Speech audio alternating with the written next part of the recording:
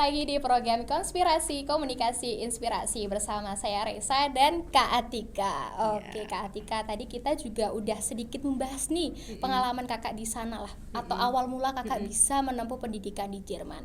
Kan di Indonesia banyak sekali kayak mahasiswa ataupun siswa yang sekolah di luar negeri juga. Ada yang di Jepang, ada yang di Australia ataupun di USA. Nah, kenapa sih Kak Atika memilih di Jerman itu? Kenapa Kak alasannya? Pertama karena dapetnya Jerman. Ya, Ya oke. udah.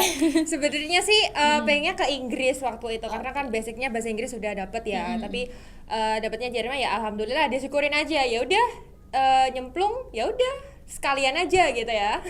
Sekalian aja. Terus akhirnya berangkatlah waktu itu setelah 3 kali berturut-turut tertolak, dan itu 3 kali pun juga memakan waktu biaya juga kan.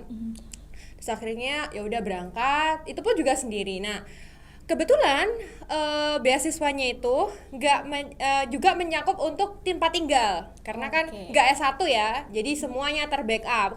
Kalau misalkan S1 ya nggak dapat tempat tinggal, harus suruh cari sendiri. Tapi itu disuruh ada 2 opsi, mau opsi di apartemen sama teman-teman yang lain, awardee yang lain, atau di keluarga Jerman. Nah, saya pilihnya ke keluarga Jerman dong, nggak mau membuang kesempatan gitu. Nanti kalau dapat ke asrama baru pulang dari kampus, ya udah rebahan ngobrol sama temennya pakai bahasa Indonesia, ya udah nggak jadi. Berarti alasan Kak Atika memilih tinggal bersama dengan orang Jerman adalah untuk menambah budaya yang atau experience kakak. Yes, itu ya. bener banget. Jadi pengen dapat exposure yang lebih terhadap Jerman gitu loh. Mumpung di Jerman, maksudnya gitu. Oke, nah kakak, kalau kan kakak sekarang memakai hijab nih, apalagi pandangan orang Barat mengenai orang berhijab adalah masih negatif Ya, gitu. bener. Bagaimana cara kakak bisa meyakinkan nih, oh aku nih orang baik kepada keluarga Jerman tersebut? Pertama, semua itu lihatnya kan cover ya teman-teman. Tapi kita bisa mengubah mindset orang tuh dari apa? Attitude kita. Jadi kita tunjukkan sesuai dengan apa yang sudah saya dapat. Kebetulan kan saya di Pare dulu kan juga ikut mondok ya. Mondok meskipun nggak mondok yang kayak teman-teman sekolah gitu, nggak. Tapi saya tidurnya di pondok. Jadinya sedikit dapat ilmu mengenai gimana sih Rasulullah itu, gimana sih cara perempuan dalam berkarir, dalam berpendidikan tuh kayak gimana. Nah, udah saya praktekkan aja di Barat. Ternyata orang sana kayak misalkan kita helpful, kita friendly, kita kalau diajak ngobrol nyambung, kita kalau ngobrol itu ya dengerin. Beda ya dengerin sama kita cari jawaban tuh kan beda. Mata kita tuh udah bisa berbicara loh guys. Kenapa kita dengerin atau kita berusaha untuk replay ya percakapan gitu kan. Jadi bisa terjadinya komunikasi dua arah juga. Bener Kak. banget. Nah gitu. kalau hidup di Jerman, apalagi negara asing bukan negara kita sendiri, pasti kan ada suka dukanya juga ya Kak. Apa aja sih yang dialami Kakak? Ada sukanya, ada dukanya, apa aja tuh Kak? Jangan dilihat Jerman itu seperti gedung-gedung atau foto ya. Sangat berbeda sekali guys. Oke, gimana tuh Kak? Karena gedung memang pemandangannya bagus, karena kan pemandangannya beda kayak di Indonesia kan, kita nggak pernah menemuinya di Indonesia kan, gedung tinggi, bangunan tua, apalagi kayak di Munich University itu kan saya belajarnya di sana kan, belajar budayanya kan di Munich LMU, Ludwig Maximilian University atau Munich University. Terus pertama shock culture-nya yang pertama adalah cuaca. Karena perbedaan iklim juga Kak ya. Itu pertama, kulit saya tuh nggak mandi selama seminggu. Akhirnya kulit saya kayak plastik akhirnya. Nggak mandi seminggu, bayangkan. Saya nggak mandi Itu karena seminggu. memang cuaca dingin atau bagaimana? Itu cuaca dingin salju ya dan Kak? nggak mau mandi akhirnya. Nah ini termasuk pengalaman suka atau duka sih Kak? Duka ya. karena kan saya tuh tipe orang yang well prepared, terus harus semuanya bersih, semuanya rapi gitu kan. Bisa disebut perfeksionis gak Kak? Bisa ya.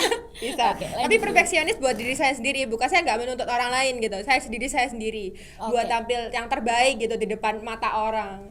Terus habis itu yang pertama, itu yang kedua adalah mereka sangat Apa tepat waktu ya. Misalkan kayak Oke. kereta aja itu ada menitannya. Misalkan 3 menit lagi kereta akan datang. Ya udah 3 menit itu keretanya datang. Bayangkan di menitan sama keretanya itu datangnya tepat 3 menit itu. Jadi misalkan teman-teman ketinggalan kereta, ya udah nunggu lagi sejam. Wah. Dan satu-satunya transportasi di sana hanya kereta. Karena saya di sana kan orang miskin. Maksudnya apa ya? Menghemat uang ya Kak, karena memang mahasiswa atau pelajar yang rantau juga Iya Kak. benar. Tapi kalau orang kaya harus punya mobil. Nggak ada motor di sana, motor pun kayak Piaggio kan mahal ya, Piaggio Iya. Vespa gitu kan motornya, bukan kayak Vario, Beat gitu, nggak ada. Oke, Kak, kalau untuk transportasi sendiri nih, ini memang untuk menghemat biaya bagi untuk kepercayaan orang Jerman gitu, atau memang itu kayak tidak dibolehkan? Oh, lebih baik menggunakan angkutan umum saja atau bagaimana, Kak? Mindset mereka sih, karena kan Lebih ke mindset. cuacanya dingin, meskipun musim panas pun 26 derajat loh guys, kayak di Malang. Musim panasnya Jerman tuh kayak di Malang. Kalau Oke. teman-teman ke Malang ya itu musim panasnya mereka. Wah. Terus akhirnya kan menuntut orang untuk selalu gerak kan. Kalau nggak gerak ya pasti akan lemes, meriang, masuk angin gitu kan. Jadi mereka pasti bergerak dan makanannya sehat juga kan Wah, akhirnya. oke. Bukan dari peraturan pemerintah, pemerintah memberikan justru kebebasan nggak ada nggak tahu ya kalau sekarang. Kalau zaman saya dulu nggak ada peraturan yang mengatur mengenai transportasi. Ya udah pemerintah kasih kereta ya udah untuk digunakan. Gitu Oke, sih. gitu. Kalau di Kak Atika kan tadi bilang berangkat 2016. Nah, itu mulai selesai tahun berapa Kak? Jadi udah berapa lama nih Kakak di Jerman itu? 1 tahun sih, 1 tahun 2017 saya alhamdulillah pulang waktu itu. Kenapa saya pulang kok nggak lanjut? Pertanyaannya kan gitu ya banyak Iya, orang iya, pasti gitu.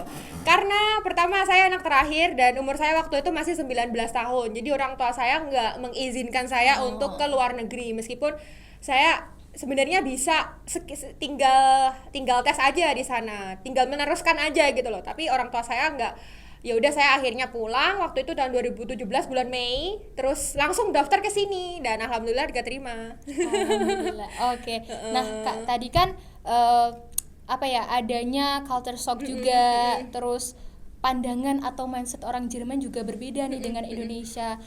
Beradaptasinya gimana sih, Kak? Beradaptasinya di mana bumi berpijak, di situ langit dijunjung. Tapi saya tidak kehilangan identitas saya sebagai seorang muslim. Ada keluarga saya Jerman yang pertama itu menyuruh saya untuk kamu ngapain sih pakai jilbab? Kamu kan kok nanti nggak cantik, rambutmu kan hitam bagus. Mereka kan lihat kita kan bagus gitu kan ya, rambutmu kan hitam bagus berkilau gitu, kenapa kamu nggak copot aja gitu. Kebetulan orangnya dokter kan, jadi saya harus memutar balikan otak agar bisa connect ke pikirannya mereka gitu kan. Oke, berbagi itu ya karena banyak kepala juga di sana. Bener banget. Terus akhirnya saya bilangnya, oh saya tuh dingin, nanti kalau saya buka jilbab nanti rambut saya patah-patah rontok. Terus mereka akhirnya diterima. Tapi asiknya itu yang keluarga yang kedua, itu keluarga Turki ya. Oke, wah seru dong Kak. Keluarga Turki itu jilbabnya, saya lebih culture shocknya tuh Islam yang di Turki. Ya bukan yang di Turki sih, Islam yang di orang Turki yang di Jerman. Oke. Mungkin karena beda mazhab kali ya. Jadi saya jilbabnya itu nggak sesuai dengan syariat Islam yang saya tahu karena saya Syafi'i kan. Oh iya, oke. Berarti di sana berbeda mazhab dengan Ya, kita. Oke, nah perbincangan kita juga semakin seru Kak Atika. Jadi jangan kemana-mana, tetap di Konspirasi Komunikasi Inspirasi.